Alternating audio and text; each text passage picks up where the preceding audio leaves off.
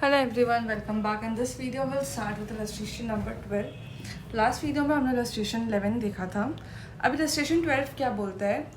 Balances दिए हुए हैं हमें, मतलब ट्रायल बैलेंसेस बेसिकली है. देख लो, आपका ये है ट्रायल बैलेंस. ठीक है, आपको ट्रेडिंग अकाउंट, प्रॉफिट और लॉस अकाउंट बनाना है.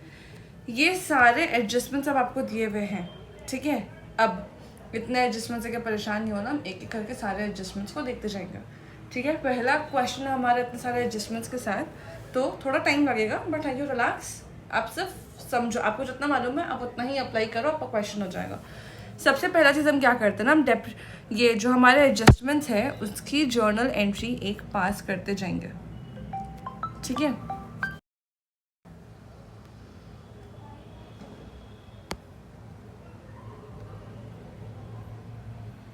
ठीक है. अब हमारा पहला एंट्री क्या बोलता है, depreciate building use for business by 5%. ठीक है, अब सबसे पहले देखो यहाँ पे आपका बिल्डिंग कितने का है. बिल्डिंग आपका है 6 लाख का. 6 लाख का 5% कितना हो जाएगा, 6 लाख का 60,000, 30,000 रुपये. ठीक है, तो इस पे तो आपको 30,000 रुपये की डेप्रिसिएशन की एंट्री करनी है. मैं यहाँ पे भी लिखते जा रही हूँ ना ताकि आपको याद रहे. पहला ये 30,000 हो गया. फिर सेकंड बोलता है furnitures and fixtures by 10%. Furnitures and fixtures by 10%. तो आपका फर्नीचर और फिक्सचर किधर है भैया, ये रहा. तो इसमें 21,400 रुपये से होगा. ठीक है, उसके बाद फिर तीसरा क्या बोलता है, one steel table purchase during the year for 14,000 was sold for the same price but the sale proceeds were wrongly credited to sales account. Okay, so इसका फर्नीचर एंड फिक्सचर्स का एक बार आप होल्ड करके रखो, ये मैं आपको समझाती हूँ. क्या रहे कि जी सुनो, देखो यह ऐसा रहा है कि एक स्टील का फर्नीचर आपने बेचा था, कितने का, 14,000 रुपीज़ का. उसमें से भी आपका क्या हुआ है कि वो 14,000 आपने सेल्स अकाउंट पर डाल दिया है, फर्नीचर अकाउंट पर नहीं डाला है. अब आप एक चीज़ बताओ, अगर आप फर्नीचर बेच रहे हो तो आपको फर्नीचर क्रेडिट करना चाहिए, सेल्स तो क्रेडिट नहीं होगा ऑफकोर्स. तो आपका सबसे पहले हम लोग क्या करते हैं, इसी फर्नीचर का एडजस्टमेंट एंट्री देखते हैं. हमारा एंट्री होना चाहिए था bank to furniture, right. But ये फर्नीचर के बदले क्या हो गया है, सेल्स. तो अब मैं ठीक करने के लिए क्या करूँगी, मैं एंट्री पास करूँगी सेल्स टू फर्नीचर 14,000 और 14,000. ठीक है, अब जब आप इसकी एंट्री पास करोगे 14,000 की, इसके बाद आपका फर्नीचर कितना का हो जाएगा, आपका फर्नीचर हो जाएगा 2 लाख रुपए का.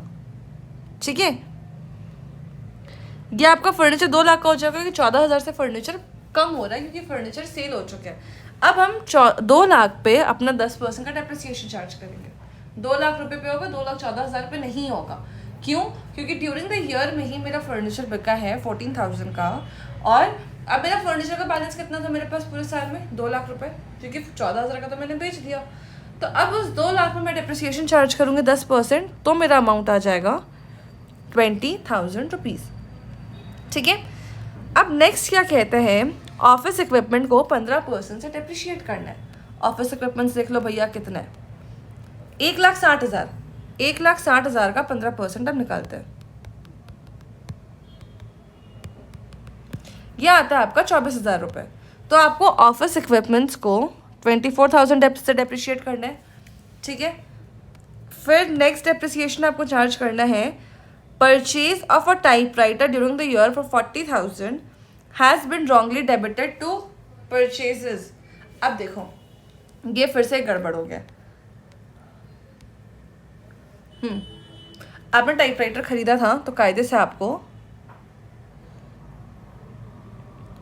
टाइपराइटर टू कैश बैंक करना था, लेकिन आपने टाइपराइटर डेबिट किया ही नहीं, आपने परचेज को डेबिट कर दिया. अब आप ठीक करने के लिए एंट्री क्या करोगे, आप टाइपराइटर को डेबिट कर दो और परचेज को क्रेडिट कर दो. ठीक है, तो मेरी दूसरी एंट्री हो जाएगी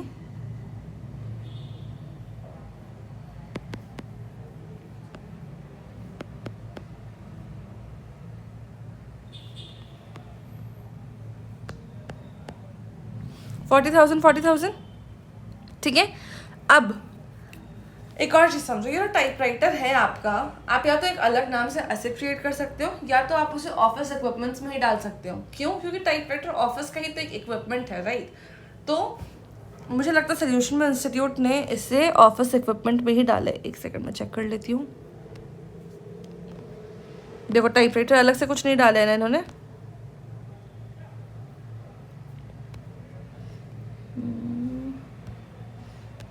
तो हम क्या करेंगे, अपने टाइपराइटर का नाम चेंज करके यहाँ पे लिखते हैं, इसे कंसिडर करेंगे ऑफिस इक्विपमेंट्स के ही नाम से। इसे इरेज करते हैं, हम इसको नाम देते हैं ऑफिस इक्विपमेंट।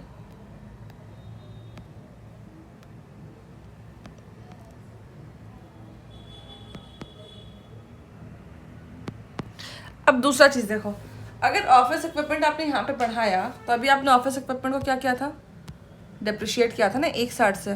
तो ये आपका 160 से डिप्रिशिएट नहीं होगा। अब शो क्यों नहीं कर रहा है, ठीक है। ये आपका 160 का अब नहीं बचा ना, अभी आपका कितना का हो गया, 2 लाख का हो गया, ठीक है। अब आपको 2 लाख का 15% निकालना है, जो कि आएगा आपका डिप्रिसिएशन का अमाउंट 30,000 रुपीज़। ये हो गया। इसके बाद मोटर कार डिप्रिशिएट करना है बाय 20%। अब मोटर कार का वैल्यू कितना है भाई, मोटर कार 2 लाख रुपए, 2 लाख का 20% आ जाता है आपका 40,000 रुपीज़, ठीक है। आपने अभी सिर्फ पहला एडजस्टमेंट देखा, उसमें आपने ऑलरेडी 2 एंट्री पास कर दी है करेक्शन के लिए। अभी आपको तीसरा एंट्री पास करना है डेप्रिसिएशन का, ठीक है। डेप्रिसिएशन की एंट्री क्या होती है,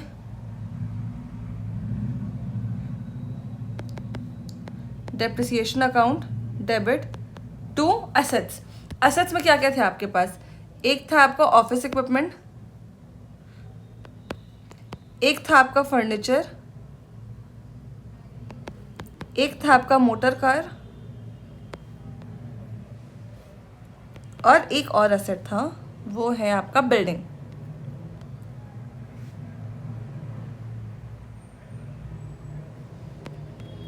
ठीक है।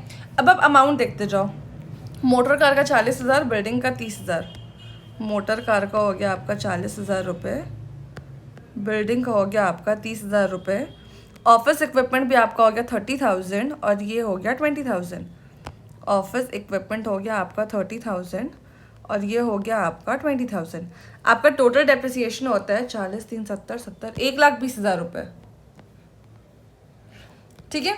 ये हमने थर्ड एंट्री पास किया। अब एक काम करें कि एक बार आंसर से मिला ही लेके डेप्रिसिएशन सही आया है कि नहीं।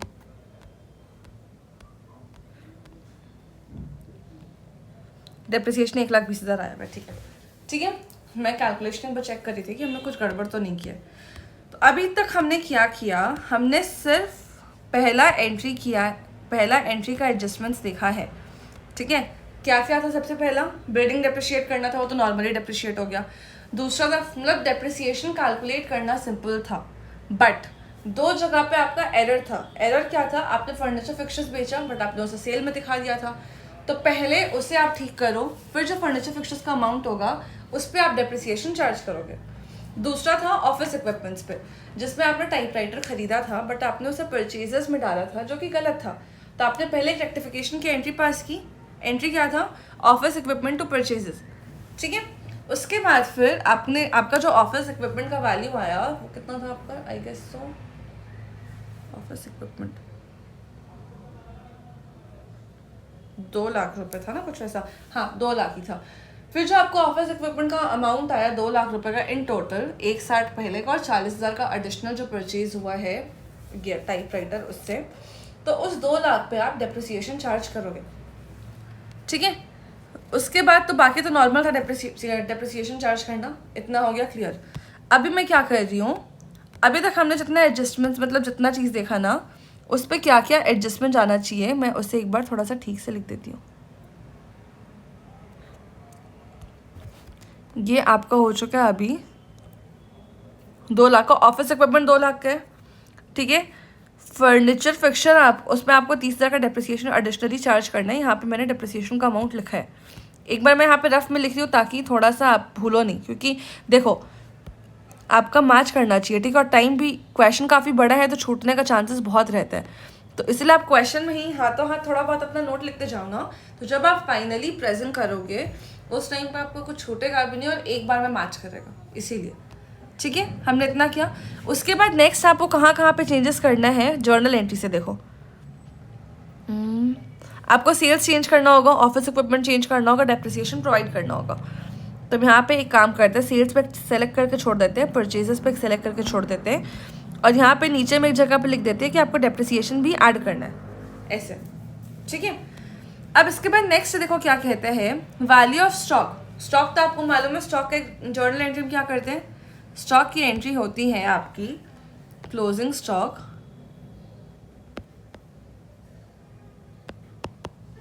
To trading account. कितने रुपए से जाएगा, 4,40,000 रुपये।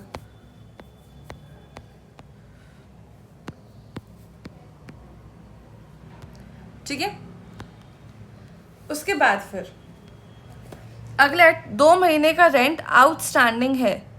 अब इसका मतलब ये है कि अगर आप एक साल में 12 महीने होते हैं तो आपका जितना खर्चा दिख रहा है बुक्स में वो सिर्फ 10 महीने का दिख रहा है, राइट।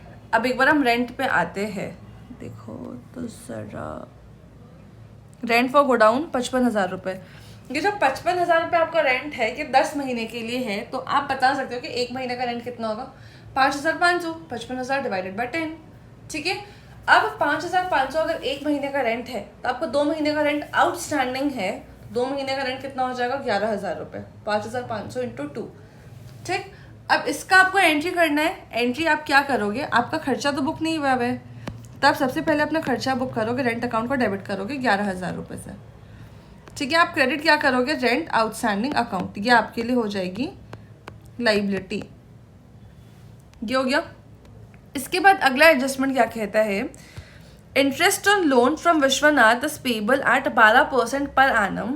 वो लोन आपने लिया है 1 मई 2021 को। अभी आप कौन से साल का बुक्स प्रिपेयर कर रहे हो, 31 मार्च 2022। आपने लोन लिया 1 मई को, 1 मई से 31 मार्च 11 महीने का आपको इंटरेस्ट भी देना है, क्योंकि क्वेश्चन साफ बोल रहा है ना कि 12% इंटरेस्ट देना है। तो अब उस 11 महीने का इंटरेस्ट को आपको देखना होगा कि रिकॉर्ड हुआ है कि नहीं। अब आप एक बार चेक करो कि कहीं पे क्या interest on loan from Vishwanath record हुआ है। देखो यहाँ पे हुआ है, कितने रुपए का हुआ है, 27,000 रुपये का। अब आप दूसरा चीज़ चेक करो कि आपका लोन का अमाउंट कितना था भैया। लोन फ्रॉम विश्वनाथ है 3 लाख रुपए। 3 लाख पे आप देखो आपका इंटरेस्ट कितना लगने का था, 12%। अब देखो 3 लाख रुपए पे 12% कितने महीने के लिए चाहिए, 11 महीने के लिए चाहिए। ठीक है, कितना आता है, 33,000 रुपये। ठीक, एक बार मैं आपको यहाँ पे लिख के बताती हूँ। 3 लाख रुपए का लोन है आपका, 12% इंटरेस्ट है, आपको 11 महीने के लिए चाहिए। 11 महीने क्यों, 1 मई से 31 मार्च। ठीक है, और प्रपोर्शनेट करने का, पीरियड में प्रपोर्शनेट करने का रीज़न क्या है, यहाँ पे जो पर एनम लिखा हुआ है वो। ठीक है, तो अब हाँ, इसका वैल्यू आता है आपका 33,000। ठीक है, अब ये 33,000 है, मतलब कि आपको इंटरेस्ट 33,000 का बुक्स में रिकॉर्ड करना चाहिए था, ऑफ कोर्स करना चाहिए था। उसमें से आपने तो सिर्फ 27,000 का रिकॉर्ड किया है। ठीक है, तो अभी जो 6,000 का अंतर है उतना का आपने इंटरेस्ट रिकॉर्ड नहीं किया है। ठीक है, तो आपको 6,000 का इंटरेस्ट रिकॉर्ड करना पड़ेगा। ठीक, तो मैं यहाँ पे आ जाती हूँ, इंटरेस्ट ऑन, क्या टर्म इसमें लिखा हुआ है, interest on loan from Vishwanath, interest on, एक सेकेंड, हाँ, loan Vishwanath to outstanding interest account 6,000 रुपये। क्लियर है। इसके बाद फिर नेक्स्ट आ जाते हैं अपना नेक्स्ट एडजस्टमेंट पे, provision for bad debts to be maintained 5% of debtors. Debtors का 5% आपको प्रोविजन मेंटेन करना है। अब आप सबसे पहले देखो क्या आपका कोई बैड डेट्स हुआ है और क्या आपका कोई प्रोविजन है। यहाँ से देखते रहो, डेटर्स आपका 8,60,000 का था, प्रोविजन फॉर बैड डेट्स को 30,000 रुपये का बना हुआ है, और आपका बैड डेट्स यहाँ पर हुआ है कितने का, 20,000 रुपये का बैड डेट्स हुआ है। अब आप समझो आपका प्रोविजन बना हुआ है, यहाँ पे ना मैं अलग से दिखाती हूँ। हाँ, आपका प्रोविजन है आपके पास कितने का, 30,000 का। आपका बैड डेट्स कितने के, 20,000 का। ठीक है, अब जब ये प्रोविजन ऑलरेडी बना हुआ है तो क्या ये बैड डेट्स पीएनएल पे जाएगा? नहीं। क्यों? हम उस केस में अगर प्रोविजन बना होता है ना तो हम बैड डेट्स को प्रोविजन से एडजस्ट करते हैं। तो मेरा एंट्री क्या होता है, प्रोविजन टू बैड डेट्स। कितना एंट्री हो जाएगा, 20,000। ठीक है, अगर ये एंट्री होगा तो आपका प्रोविजन कितना का बचेगा, आपका प्रोविजन अब सिर्फ आपके पास 10,000 रुपये से बचा है। इतना क्लियर है? अब आपको प्रोविजन मेंटेन कितना करना है वो पढ़ो। आपको प्रोविजन 5% ऑफ डेटर्स मेंटेन करना है। अब आपका डेटर्स कितना का है आप वो भी देख लो।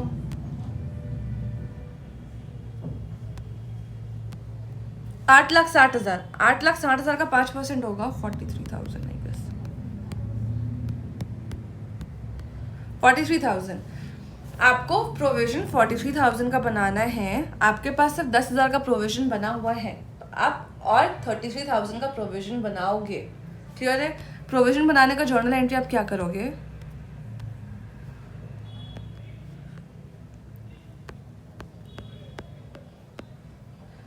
PNL account debit to provision for bad debts, कितना, 33,000।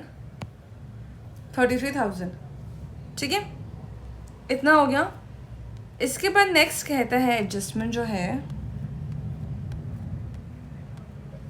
Insurance premium includes 40,000 paid towards proprietors life insurance policy. ठीक है, सबसे पहला अभी हम लोग एक बार इंश्योरेंस प्रीमियम का अमाउंट देखते हैं। 55,000 रुपये। 55,000 के इंश्योरेंस में बात ऐसा है चाचा कि 55 यहाँ पे नहीं,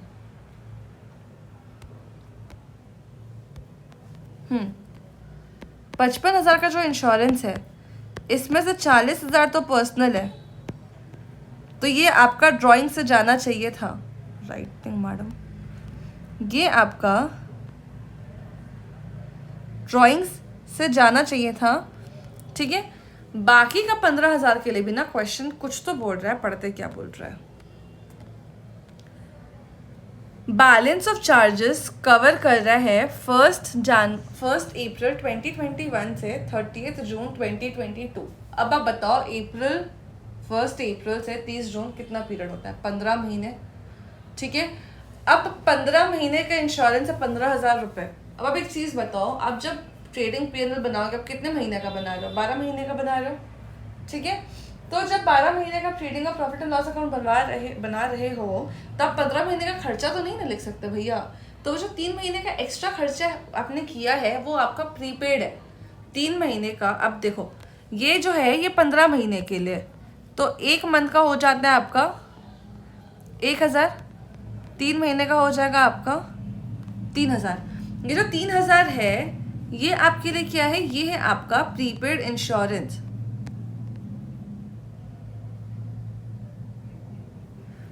ठीक है, अब इस प्रीपेड इंश्योरेंस को हमें क्या करना है, हमें रिकॉर्ड करना है। हम इसके लिए जर्नल एंट्री पास करेंगे और वो एंट्री कुछ इस प्रकार है। किस प्रकार है देखो,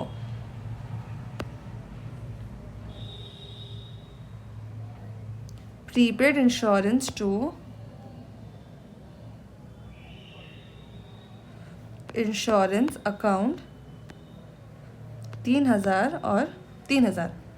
ठीक है, ये थी हमारी सारी की सारी एंट्रीज। इसमें हमने इसका एंट्री नहीं किया है ना, ये वाला प्रोविजन टू बैड डेट्स का एंट्री यहाँ पे नहीं डाला है।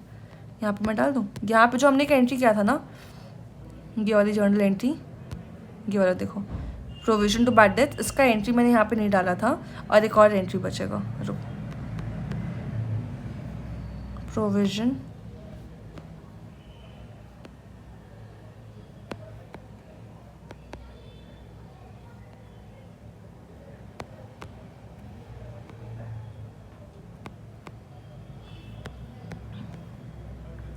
ये तो हो गया।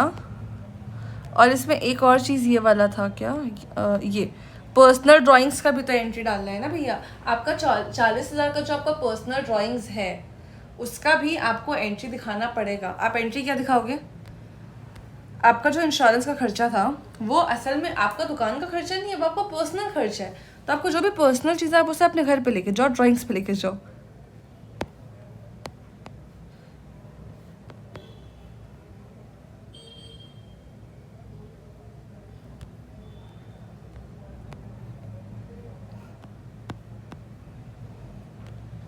ये हो गया हमारा सारा का सारा एंट्रीज, ठीक है। क्या हुआ है, छोटे से होते होते बड़ा हो गया एकदम राइटिंग मेरा, ठीक है। अब हम स्टार्ट करेंगे मेन खेला हो बे। सबसे पहले ट्रेडिंग बनाएंगे, पीएनएल बनाएंगे, फिर बैलेंस शीट बनाएंगे।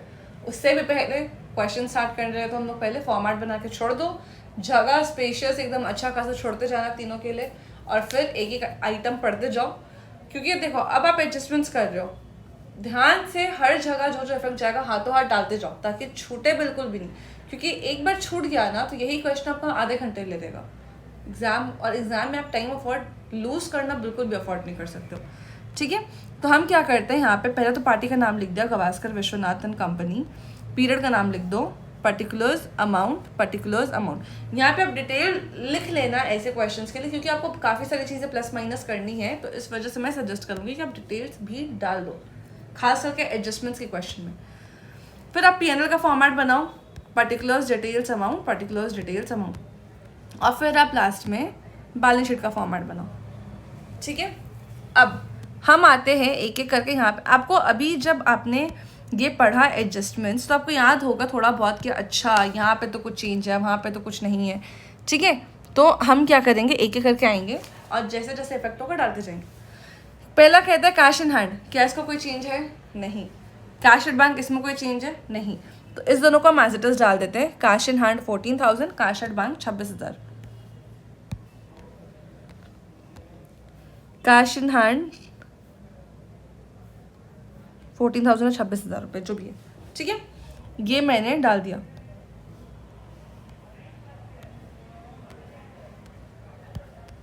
इसके बाद नेक्स्ट आता है सैंड्री डेटर्स। 8,60,000 का तो मेरा डेटर्स है भैया। फिर आपको याद होगा कि मैंने प्रोविजन भी बनाया था, ठीक है।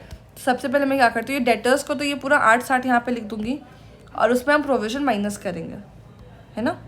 तो मैं आई यहाँ पे, पहले मैंने यहाँ पे डेटर्स को भी डिटेल्स के कॉलम पे लिखेंगे। डेटर्स को मैंने डाल दिया 8,60,000 रुपये, ठीक है। अभी वो प्रोविजन में माइनस करके दिखाऊंगी। इसके बाद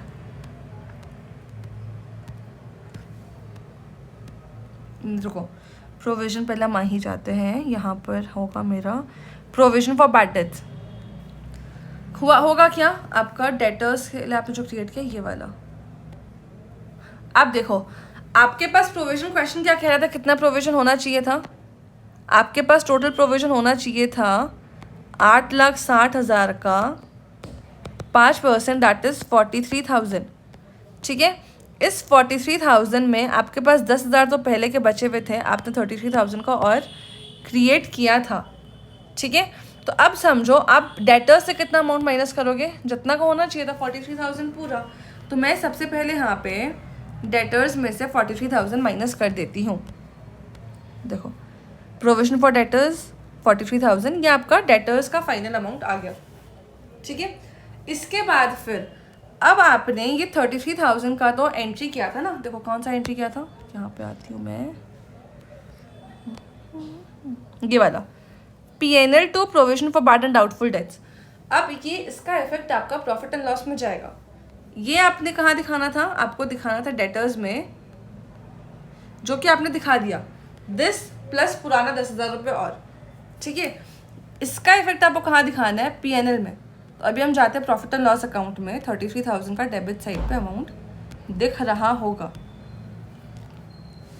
क्या कहते हैं यहाँ पे, to provision for doubtful debts 33,000 rupees, ठीक है, ये हो गया। अब इसके बाद अब हम आ जाते हैं आगे के आइटम्स पे। यहाँ से हम एक एक आइटम लेते जाएंगे और उसका इफेक्ट जिसका एडजस्टमेंट किया है हमने, उसका इफेक्ट वहाँ का जर्नल एंट्री से लेते जाएंगे अपनी शीट से, और फिर सबको कोलेट करके बैलेंस शीट बन जाएगा मिस्टर। तब तक में सारा बैलेंस शीट बन जाएगा। अगला है स्टॉक, ओपनिंग स्टॉक है 6,20,000। क्या मेरे ओपनिंग स्टॉक में कोई चेंजेस था, नहीं, तो मैं ओपनिंग स्टॉक अपना ट्रेडिंग में डेबिट साइड पे ऐसे ही डाल दूंगी 6,20,000 रुपये। तो ओपनिंग स्टॉक 6,20,000 रुपये, ठीक है। अब नेक्स्ट है मेरा फर्नीचर फिक्सचर्स, जो कि था 2,14,000 का। उसमें 14,000 का मेरा सेल था जो कि मुझे हटाना था, तो अब उसका वैल्यू बचा 2 लाख रुपये। उस 2 लाख में मुझे 20,000 रुपये डेप्रिसिएशन चार्ज करना है। सबसे पहले मैं फर्नीचर फिक्सचर्स बैलेंस शीट में आती हूँ। बैलेंस शीट ये रहा, देखो फर्नीचर फिक्सचर्स यहाँ पे क्या दिखाया है इसने, सीधे 2 लाख। 214 था, उसमें 14,000 का सेल माइनस किया, अब ये 2 लाख बचा। इसमें 20,000 रुपये का डेप्रिसिएशन दिखा दिया, तो आपका फर्नीचर फिक्सचर्स तो आ गया 180, ठीक है। इसके बाद फिर नेक्स्ट है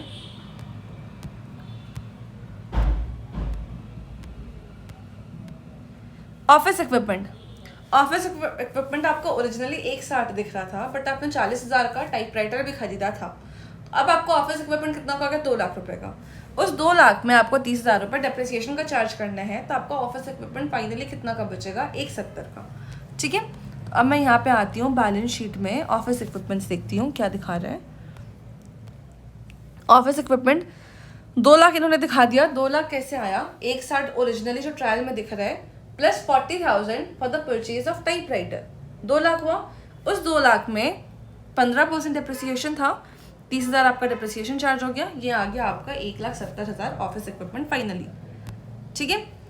इसमें जो एडजस्टमेंट्स आना बाकी, हम इसके बाद करेंगे, डेप्रिसिएशन कैलकुलेट करने के बाद सारा, ठीक है। फिर क्या कहते हैं, नेक्स्ट है बिल्डिंग। बिल्डिंग आपका 6 लाख का था। 6 लाख में 30,000 रुपये आपको डेप्रिसिएशन चार्ज करना है। इसमें तो कुछ एडजस्टमेंट्स था भी नहीं, तो आप सिंपली बैलेंस शीट पे जाओ, बिल्डिंग 6 लाख का, इसमें 30,000 का डेप्रिसिएशन, 570 हो गया आपका बिल्डिंग का वैल्यू। फिर है motor car. Motor car 2 lakh का था, उस पर 40,000 का आपको डेप्रिसिएशन चार्ज करना है। तो अब आपको ये कितना का हो जाएगा, 1,60,000 का। यहाँ पे आते हैं हम, मोटर कार 2 लाख का, इस पर 40,000 का डेप्रिसिएशन चार्ज किया, ये बचता है आपका 1,60,000 रुपये। हाँ, तो हमने सारे असेट्स पे डेप्रिसिएशन चार्ज कर दिया है। देखो अब हम इधर आते हैं, हम थर्ड वाली एंट्री की बात कर रहे थे। मैंने ऑफिस इक्विपमेंट्स पे डेप्रिसिएशन चार्ज किया, फर्नीचर पे किया, मोटर बिल्डिंग पे किया, बिल्डिंग पे किया, मोटर कार पे किया, बिल्डिंग पे किया, ठीक है। अब आप देखो आपका डेप्रिसिएशन भी तो डेबिट हो रहा है 1,20,000 से, राइट। अब इस 1,20,000 को आप कहाँ दिखाओगे, इसे आप दिखाओगे प्रॉफिट एंड लॉस अकाउंट में, ठीक है। तो मैं प्रॉफिट एंड लॉस में जाती हूँ, डेबिट साइड पर टू डेप्रिसिएशन 1,20,000 शो कर दूँगी। टू डेप्रिसिएशन, हाँ, टू डेप्रिसिएशन 1,20,000 रुपीज़, इतना क्लियर है। इसके बाद हम नेक्स्ट आ जाते हैं, अगला है हमारा सैंड्री क्रेडिटर्स। सैंड्री क्रेडिटर्स है 4,30,000, इस पर कोई एडजस्टमेंट था नहीं, तो मैं क्रेडिटर्स को सीधे लाइबिलिटी साइड पे 4,30,000 रुपये लिख देती हूँ। यहाँ पे देखो सैंड्री क्रेडिटर्स 4,30,000 रुपये, ठीक है। तो उसके बाद फिर नेक्स्ट है आपका लोन फ्रॉम विश्वनाथ 3 लाख रुपए का। तो आपका लोन में तो कोई चेंजेस नहीं होगा, आपका अलग से इंटरेस्ट ड्यू होके दिखेगा। तो अभी जो ये 3 लाख का लोन है, उसे तो आप एज इट इज़ दिखाओ बैलेंस शीट पे अपने, ये रहा लोन 3 लाख रुपए, ठीक है। अब इसके बाद जो आपका अलग से 6,000 का आपने इंटरेस्ट का एंट्री किया है, एक यहाँ पे मैं आती हूँ, ये वाली entry, interest on loan to outstanding interest.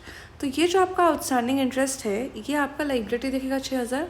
तो यहाँ पे क्या किया है इसने, इस यहाँ सोल्यूशन में इसी के साथ ऐड करके दिखा दिया वो 6,000 रुपये। तो मेरा टोटल लाइबिलिटी हो गया 3,06,000 का, ठीक है।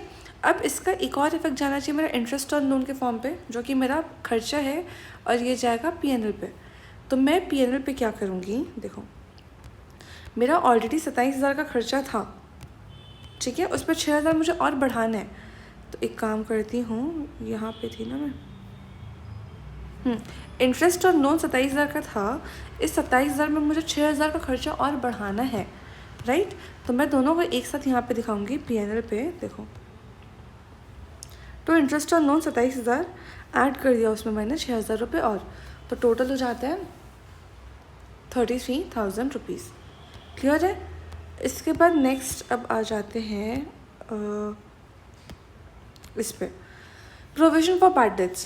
प्रोविजन फॉर बैड डेट्स हमने देखा था क्या, 43,000 हमारा डेटर्स पे जा चुका है, ठीक है, और 33,000 का हमने पीएनएल पे डाल दिया है। एक बार रीचेक कर लो आपने डाला है कि नहीं। इधर प्रोविजन हो गया 33,000 का यहाँ पे, और बैलेंस शीट में 43,000 का टोटल प्रोविजन दिखेगा।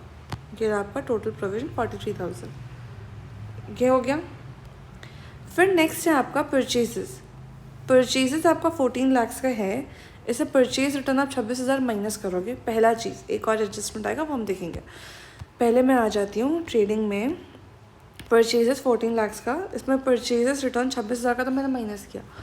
अब दिस परचेजेस इंक्लूड्स टाइपराइटर का परचेज, जो कि आपने 40,000 का ख़रीदा था, राइट। तो आप उसे भी यहाँ माइनस कर दोगे 40,000, ये माइनस हो गया। आपका टोटल परचेज आ गया 13,34,000, ठीक है। अब यहाँ पे हम एक काम करते हैं, जो आपने परचेजेस का ये एडजस्टमेंट एंट्री किया था, ये आपने ठीक कर दिया है, ठीक है। दोनों आपका ऑफिस इक्विपमेंट में आपने वहाँ पे प्लस करके दिखाया अभी बैलेंस शीट में, और यहाँ पे भी आपने परचेज भी एडजस्ट कर दिया, तो इसका इफेक्ट भी ख़त्म, ठीक है। अब हम नेक्स्ट आइटम पे आ जाते हैं अपने,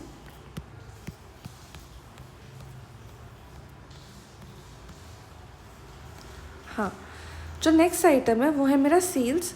23 लाख का सेल्स है, इसे 42,000 तो ये मेरा रिटर्न है, ये हो गया। इसको टिक कर रहे, इसको टिक कर रहे, अब हम ये दोनों भी कर ले रहे हैं।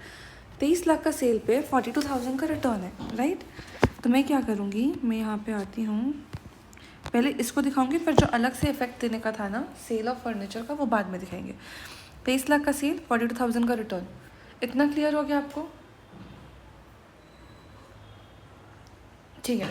अब इसके बाद आपका जो फर्नीचर आपने बेचा था 14,000 का, वो भी आपको हटाना है, क्योंकि ऑफकोर्स वो सेल का पार्ट नहीं था, वो आपका असेट बिका है, वो आपके इस सेल पे नहीं जाएगा। तो वो 14,000 मैंने यहाँ से माइनस कर दिया, तो मेरा फाइनल सेल का अमाउंट आ गया 22,44,000। अब जो हमने जर्नल एंट्री पास किया था सेल्स टू फर्नीचर, इसमें मैंने सेल्स इफेक्ट डाल दिया, और फर्नीचर का इफेक्ट जब मैं बैलेंस शीट बना दी थी फर्नीचर का डिटेल्स डालने के लिए, वहीं पे मैंने डाल दिया था, है ना। तो ये मेरा हो गया सेल्स का पार्ट भी ख़त्म। अब इसके बाद नेक्स्ट मेरा आइटम आता है,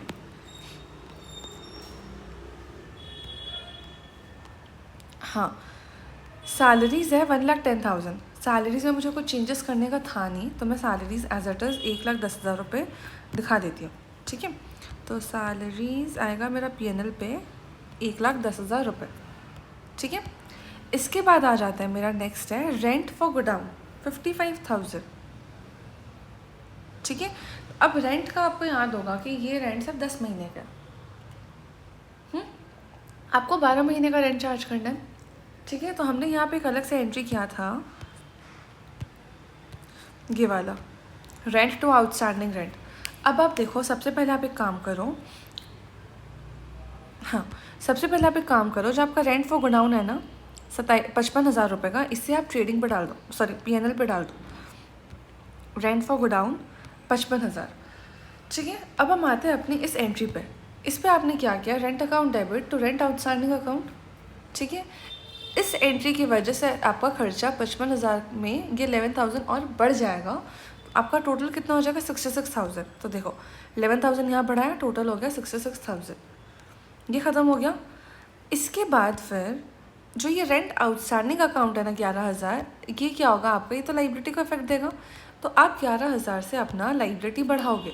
लाइबिलिटी पे आप क्या प्रेजेंट करोगे, आप लाइबिलिटी पे दिखाओगे आउटस्टैंडिंग रेंट अकाउंट। तो हम आ जाते हैं अपने बैलेंस शीट पे, देखो आउटस्टैंडिंग रेंट हो गया आपका 11,000 रुपये, सिंपल है। अब इसके बाद interest for Vishwanath loan, interest on loan हमने ऑलरेडी कर चुके हैं फिर आते हैं रेट्स एंड टैक्सेस, इस पर कोई चेंजेस नहीं है, 21,000 ही एज इट इज़ जाएगा। डिस्काउंट अलाउड 24,000 ऐसे ही जाएगा। दोनों एक बार हम चेक कर लेते हैं। देखो rents and taxes 21,000, discount allowed 24,000, clear है। इसके बाद अगला आता है डिस्काउंट रिसीव्ड फ्रॉम क्रेडिटर्स 16,000 रुपये। ये आपके लिए क्या है, ये आपके लिए है इनकम, ठीक है। तो मैं क्रेडिटर्स पे दिखा दूँगी, सॉरी पीएनएल पे दिखा दूँगी क्रेडिट साइड में बाय डिस्काउंट रिसीव्ड 16,000 रुपये, ये हो गया। इसके बाद अगला कहता है फ्रेट ऑन परचेजेस, ये आपका किस में जाएगा, ये आपको जाएगा ट्रेडिंग अकाउंट में। तो ट्रेडिंग में आ जाते हैं फ्रेट ऑन परचेज 12,000 रुपये, ये भी हो गया। फिर है कैरेज आउटवर्ड्स है आपका 20,000, ये आपका पीएनएल पे जाएगा। पीएनएल पे आती हूँ मैं, कैरेज आउटवर्ड्स 20,000 रुपये, ये हो गया, डन है। नेक्स्ट ड्राइंग्स है आपका 1,20,000। ड्राइंग्स को हम क्या करेंगे, कैपिटल से माइनस करके दिखाएंगे। तो बैलेंस शीट में आती हूँ मैं, यहाँ पे कैपिटल से मैंने ड्राइंग्स को माइनस किया 1,20,000 रुपीज़, ठीक है, ये माइनस हो गया। फिर अगला हम आ जाते हैं प्रिंटिंग एंड स्टेशनरी और इलेक्ट्रिसिटी चार्जेस 18,000 और 22,000। इसमें कोई चेंजेस था नहीं, तो उसको मैं ऐसे ही दिखा देती हूँ उधर। Printing and stationery electricity charges 18,000 और 22,000 रुपये। क्या था, कोई डाउट नहीं होगा, होप सो। अब नेक्स्ट है आपका इंश्योरेंस। इंश्योरेंस कितने का है, 55,000 रुपये का। अब आपको इंश्योरेंस का एडजस्टमेंट याद होगा हमने क्या क्या किया था। सबसे पहले हम एक काम करते हैं, हमारा पहला हो गया, दूसरा हो गया, तीसरा हो गया, फोर्थ पेंडिंग है, फिफ्थ हो गया, सिक्स्थ हो गया, सेवन्थ हो गया, एट्थ है। हाँ, इसका एंट्री आपको क्या करना है, प्रीपेड इंश्योरेंस आपको 3,000 असेट बढ़ाना है और इंश्योरेंस का खर्चा 3,000 रुपये से ये तो कम करना है, पहला चीज़। और दूसरा चीज़, आपको इंश्योरेंस का खर्चा 40,000 से और कम करना, और ड्राइंग्स एडिशनल बुक करना है 40,000, ठीक है। तो अब आप देखो, सबसे पहले ये इंश्योरेंस का आप 3,000 रुपये कम करोगे, क्यों, क्योंकि ये प्रीपेड है बोल के। तो हम यहाँ पे आ जाते हैं पहले इधर इंश्योरेंस प्रीमियम। अच्छा, यहाँ पे उन्होंने कैलकुलेशन दिखाया नहीं है, मैं आपको बताती हूँ। 55,000 का आपका इंश्योरेंस था, इसमें 40,000 तो आप माइनस करके दिखाओगे क्योंकि ये घर का ड्राइंग्स है, मतलब घर का ड्राइंग्स क्या होता है, घर का इंश्योरेंस है। उसके बाद आप 3,000 रुपये और माइनस करोगे क्योंकि ये प्रीपेड है, तो आपका कितना बचेगा, ऑफकोर्स 12,000 रुपये। यही 12,000 इन्होंने यहाँ पे दिखाया है, ये क्लियर हुआ। अब हम एंट्रीज़ का दूसरा इफेक्ट देखते हैं। सबसे पहले प्रीपेड इंश्योरेंस आपको 3,000 रुपये दिखाना पड़ेगा, तो मैं बैलेंस शीट में दिखाऊंगी ना प्रीपेड। मैं बैलेंस शीट पे जाती हूँ, प्रीपेड इंश्योरेंस देखो 3,000 रुपये, ये आ गया। अब दूसरा क्या करना है मुझे, यहाँ पे देखो, ये जो 40,000 से आपने अपने घर का इंश्योरेंस पेमेंट किया है वो भी माइनस होगा आपका, मतलब ये ड्राइंग्स जाएगा, राइट। और ड्राइंग्स आपका कहाँ जाता है, ड्राइंग्स का इफेक्ट नेट में कैपिटल से माइनस होता है, ठीक है। तो मैं ये 40,000 का ड्राइंग्स को भी कैपिटल से माइनस करके ही दिखाऊंगी। तो इसको बैलेंस शीट में मैं दिखाती हूँ। बैलेंस शीट में देखो, यहाँ पे अलग से इसने माइनस किया 40,000, और ये हो गया मेरा कंप्लीट इंश्योरेंस तक का कहानी, तो हो गया ख़त्म।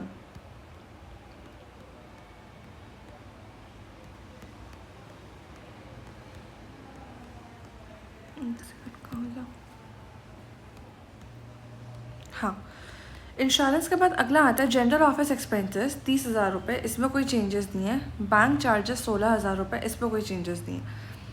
इधर आ जाते हैं हम, ये दोनों जनरल ऑफिस एक्सपेंसेस और बैंक चार्जेस 30,000 और 16,000, नो चेंजेस, ऐसे ही हमने डाल दिया।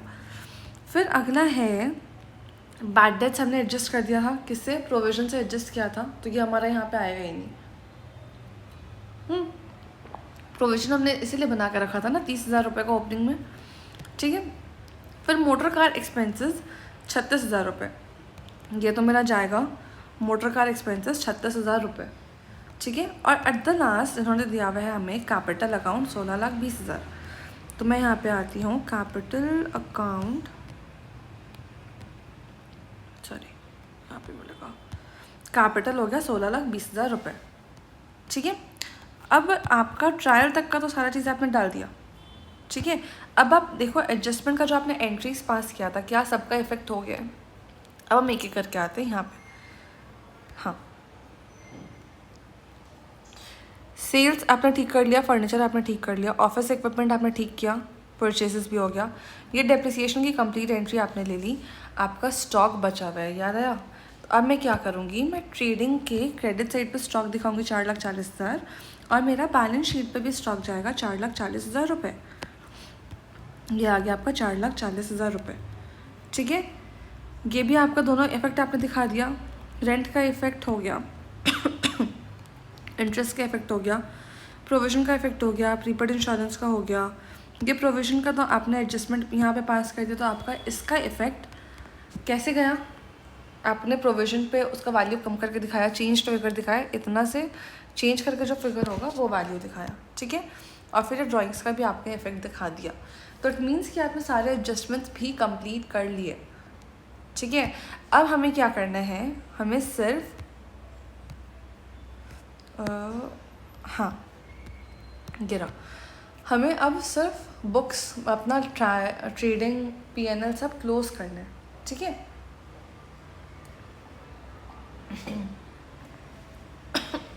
अब देखो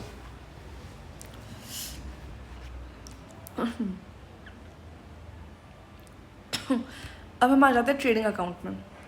ट्रेडिंग, ये क्वेश्चन थोड़ा नहीं था, सॉरी।